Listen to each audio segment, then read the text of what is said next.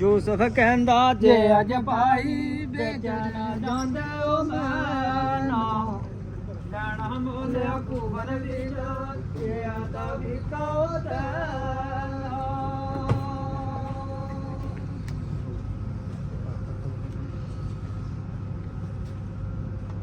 ਪਾਈਆਂ ਨਾਲ ਗਿਆ ਰਲ ਖੇਡਾ ਅੰਦਰ ਜੰਗਲ ਜਾਣਾ ਪਾਈਆਂ ਨਾਲ ਗਿਆ ਰਲ ਖੇਡਾ ਅੰਦਰ ਜੰਗਲ ਜਾਣਾ ਚਿਹਰਾ ਗਿਆ ਧੀਰੇ ਵੇਲਾ ਧੀਰੇ ਲੈ ਆ ਗਿਆ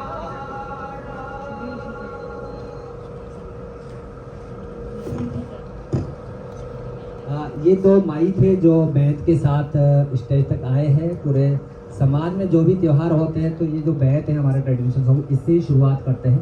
और सामने जो बैठा है ये लंबरदार है जो जिसको जो है ब्रिटिश टाइम से जो दस्तावेजों में वन गुजर्स के एक मुखिया को लंबरदार के नाम से बुलाया जाता तो वो लंबरदार का रूप धारण कर रहा है।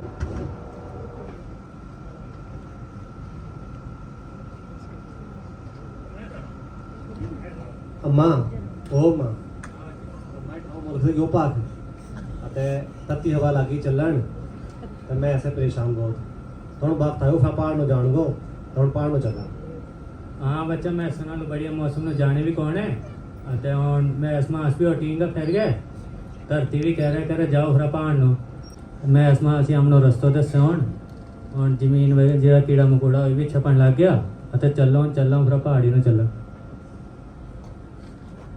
ये एक बात का और जिक्र कर रहा है कि मेरी जो गोजरी भैंस है उसको पहचान है उन कीटों की, उन पतंगों की, उन शरब की, उनकी कि वो कैसे बुला रही है दूसरी जगहों पे कि वहाँ अब ग्रेजिंग के ग्रास बढ़ गए हैं। अब्बा अच्छा हम हर साल इतने दूर के जाऊंगा जाएंगे झाड़ मौके देंगे। अरे बच्चा झाड़ तो कभी भी नहीं मुकता झाड़ तो हमेशा हमारे नाल चलता रही है। हमारी मैं संगी चालवे हमारा साहब है बच्चा इस मिट्टी की खुशबू है और मैनू तो चेहरे हो रहे तो तीनों तेरो दादो दसो बच्चा इसके बारे तो जाके गल अपना दादा बनाया कुछ। अब ये कहता है कि जो मट्टी है वो सूंघ कर हम हमारी भैंसें चलती है दूसरी जगहों पर वहाँ की स्थितियों को प्रदर्शित करें। दादा हाँ बच्चा दादा हम हर साल इतने दूर के जाऊंगा इनका झाड़ मौके देंगे। इंगा को बैस मेरे को पिछा को बैस इंगा कर मुनो बच्चा ही सो नहीं अजे हम पहला ही पुराना टाइम ते पहाड़ जाता रहा तो पहाड़ जानो इंगा झाड़ खत्म नहीं तो भी अब इंगा का झाड़नो भी सा की जरूरत है इंगा का झाड़नो भी दोबारा पंगरने की जरूरत है। सारी उम्र हम इको थारा जाना झाड़ मुक जानो है घाह खत्म हो जाए इसलिए हम पहाड़ जावा हमारी में इस पहाड़ पर चले जावे तो पहाड़ का घाह नो देख है उत का शंभुआ नो देख है उत की ठंडी हवा नो देख है खुश हो जाए। अब और दूजी मुसीबत पै गई और बड़ी बड़ी रोड हो गई जगह जगह जंगलात की चौंकी हो गई जगह जगह पार्क बन गई अते बच्चा ऑन तो झाड़ पुजा बात बच्चे पहले ही झाड़ मुक जाए इसलिए अपने हूँ अजय हम खादर जाऊँगा अते खादर वाला रास्ता बने अजय ठंडो पानी है गंगा को मारी मैं उसमें बैस भी लिए खुली दबड़ी चरनो है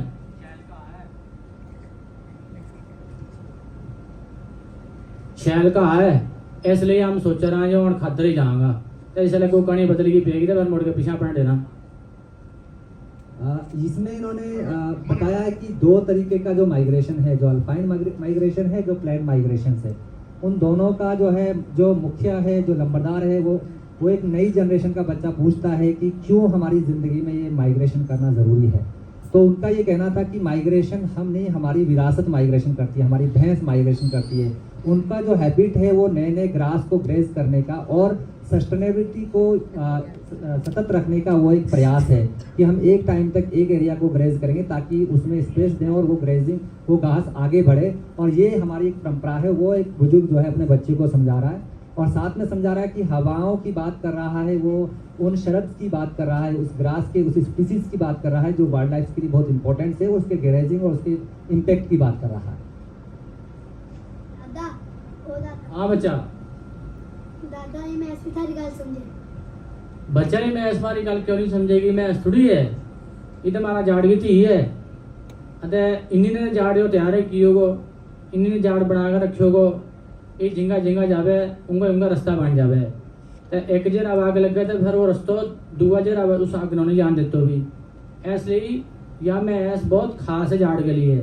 तो ऐसी में ऐसी हुए तो जाड़ बचोगो भी है, जाड़ बजा के गो करे, फिर नवा नवा घाह पंगरे, नवा नवा बूटा पंगरे। तो इस तरीका से जाड़ जो है मारो कणो जा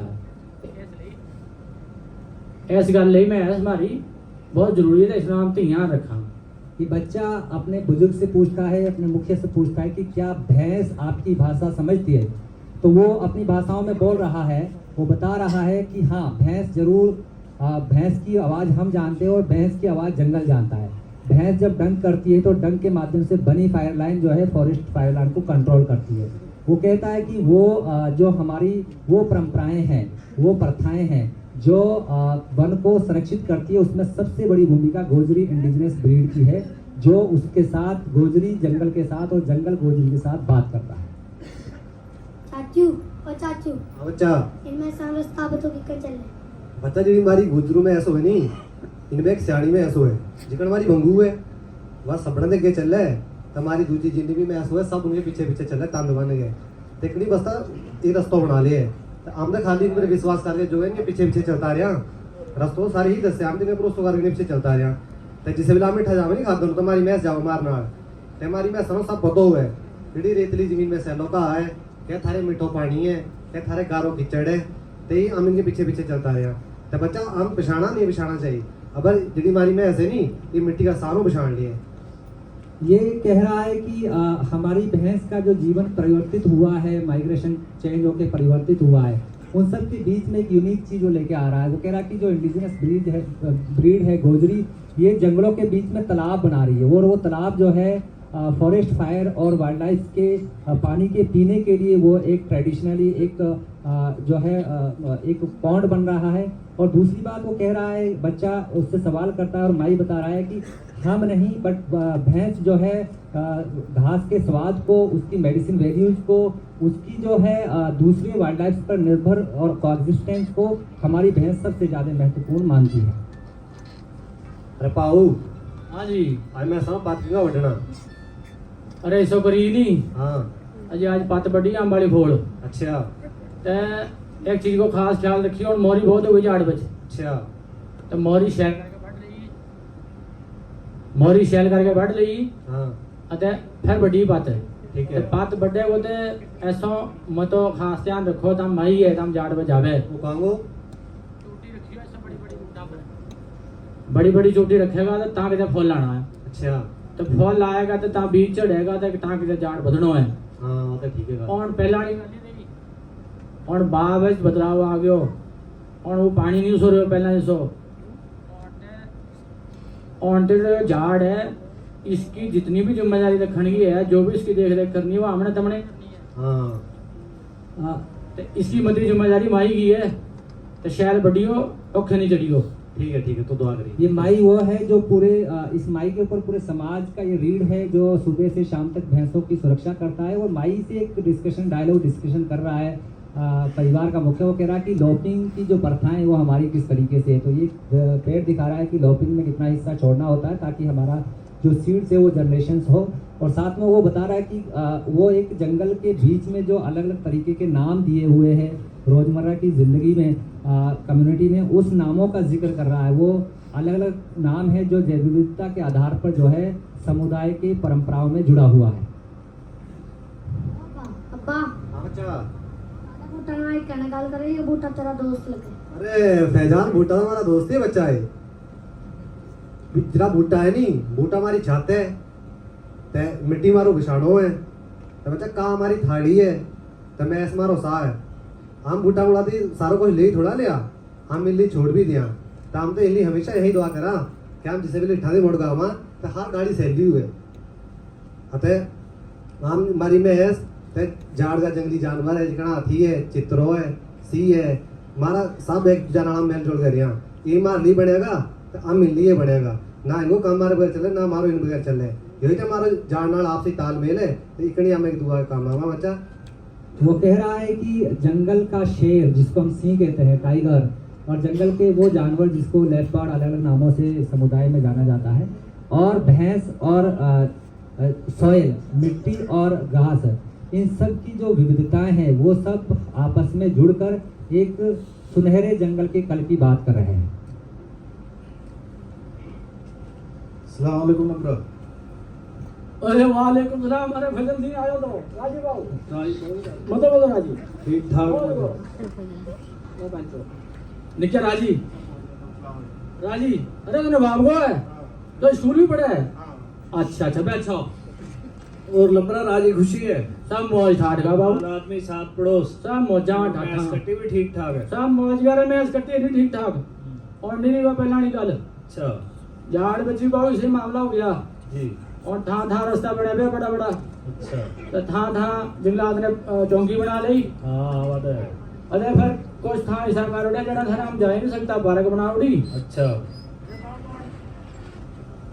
बाबू अंते बूटा की डाली डाली परमिट मंगे। अच्छा तो इतना परमिट कितो लेना? हाँ। सियाना ने परमिट की एक एक किताब दी भी। अरे जंगलात में क्या है कौन? अरे इनको रोज वो काम बाबू इतनी उठा। इस्लाम साहब सलाम सलाम। अरे बैठो साहब बैठो। किसका डेरा है? अरे ये फजल जी क्या बैठो साहब। अरे कुर्सी दीजिए ना। हाँ साहब कैसे आए? बस बढ़िया है, तुम सुनाओ। तो ठीक है साहब। यहाँ किसने कहा तुम्हारे डेरे वालों को? अब यहाँ तो हम पीढ़ियों से रहते हैं। तुम्हें पता है ये मैं एक जानकारी देने आया हूँ, यहाँ तुम रह नहीं सकते, ये क्षेत्र अब संरक्षित हो गया है। यहाँ ना तुम चराई कर सकते हो ना ही लॉपिंग कर सकते हो, यहाँ से डेरा भी हटा लो अब अपना, ठीक है? साहब हम कहाँ जाएंगे? ये तो हमारा परंपरागत जगह है और हम पीढ़ियों से रहते आए हैं। तो आप आगे अब अपना कानून बता रहे हैं हमें, तो हमारा और कौन है? हमने कहाँ जाना? हमने जिंदगी बिता दी जाएगी।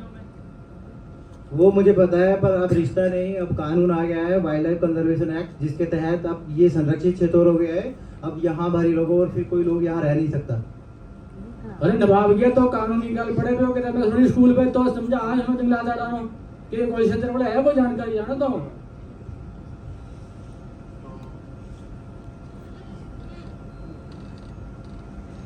हेलो, तो मैं वन गुज्जर ट्राइबल युवा संगठन का ही एक सदस्य हूँ और मैं बात कर रहा हूँ सर, आप कानून सिर्फ एक ही नहीं है, कानून सिर्फ एक ही नहीं है। आप वाइल्ड लाइफ कंजर्वेशन एक्ट की बात कर रहे हैं, पर हम वहां पर वन अधिकार अधिनियम 2006 की बात कर रहे हैं। लिखा हुआ है कि जो लोग पीढ़ियों से जंगलों में रहते आए हैं वह वन निवासी हैं और उन्हें जंगल में रहने, चराई करने और जीवन बनाए रखने का अधिकार है। इस जंगल के पारंपरिक निवासी हैं, हमारा नाम इस जीवन की मिट्टी में लिखा है। ठीक है, कानून तो सबके लिए एक ही है ना?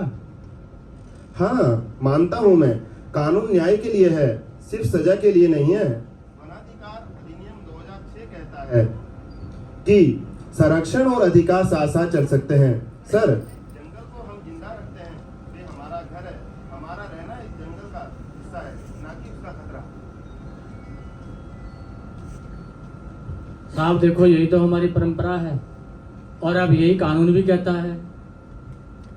ठीक है, एक काम करना, आप अपने कागज लेके कल रेंज ऑफिस आए हैं ना 10 बजे, वहाँ मिलते हैं। ठीक है साहब, ठीक है साहब, शुक्रिया। अरे मैं तमनो कदी थी कहूँ पहला दे जागता ना पढ़ाएगा स्कूल जाएगा तो कानूनी गल करेगा। आपने मुंडू पढ़ाया पढ़ो कानूनी वह गल तो सही है लमरा, अब लेकिन हम जाड़ा में रियां दे रोके ना स्कूल इकट्ठा कराया हुआ बहुत दूर है, आधा जाता ना जाती भी हाथी को आधा जानवरों को बड़ो डाले, इस कारण हम जाग नहीं पढ़ा पा रहा। अरे ताही तमनो कानून की जानकारी नहीं भाई, इसके बारे में कुछ करो। हाँ ना तो फिक्र नहीं करिए, इसो कुछ नहीं है, तुम डरियो नहीं बिल्कुल भी।